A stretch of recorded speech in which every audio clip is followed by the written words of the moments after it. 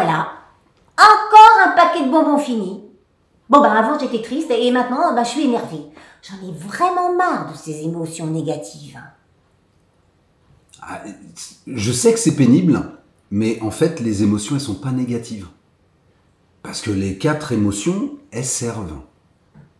Donc en fait, elles sont agréables ou désagréables à ressentir, mais pas positives et négatives, sinon c'est porter un jugement de valeur dessus.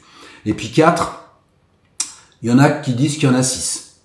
Mais c'est vrai que comme je t'expliquais il y a 15 jours sur le deuil, en fait, sur le deuil, il y a la peur, la colère, la tristesse et la joie.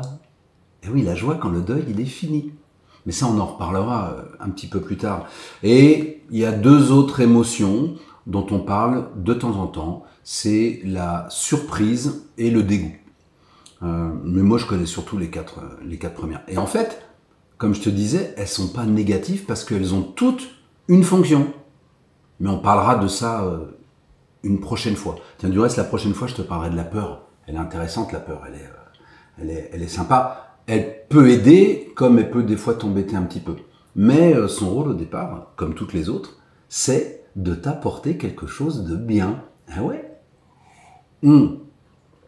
Et c'est vrai que les émotions, en plus, normalement, elles durent pas très longtemps. Ça dure à peu près 90 secondes. Après, quand tu rumines, t'es plus dans l'émotion. T'es dans un sentiment. Tu vois, par exemple, la jalousie, c'est pas une émotion. La jalousie, c'est un sentiment. L'émotion, elle vient d'une partie de ton cerveau. C'est quelque chose de naturel. Et pam, elle arrive comme ça. Alors que la jalousie, par exemple, c'est quelque chose que tu as inventé avec ta tête. C'est ton cerveau qui fait « Oui, mais normalement, il m'appartient, il est à moi, et puis il devrait pas aller voir quelqu'un d'autre. » Et ça, c'est pas quelque chose de naturel. C'est ton cerveau qui a fabriqué ça. C'est la différence entre les émotions et les sentiments.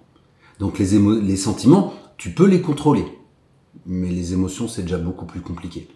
En plus, c'est d'autant plus compliqué parce que quand tu as une émotion qui est très très forte, eh ben, la partie de ton cerveau qui réfléchit, eh ben, à ce moment-là, elle n'arrive plus.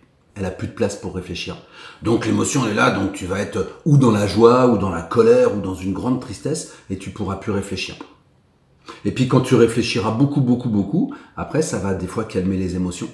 Et puis des fois, il y a des gens qui réfléchissent tellement, qu'en fait, ils n'arrivent pas à avoir des émotions. Et ouais, les 2 parties, elles se contrent un petit peu. Elles s'inhibent un petit peu l'une et l'autre. Voilà. Donc, écoute, la prochaine fois, je te parlerai des émotions, on parlera de la peur en premier. Et en attendant, va te racheter un paquet de bonbons et bon dimanche sous vos applaudissements.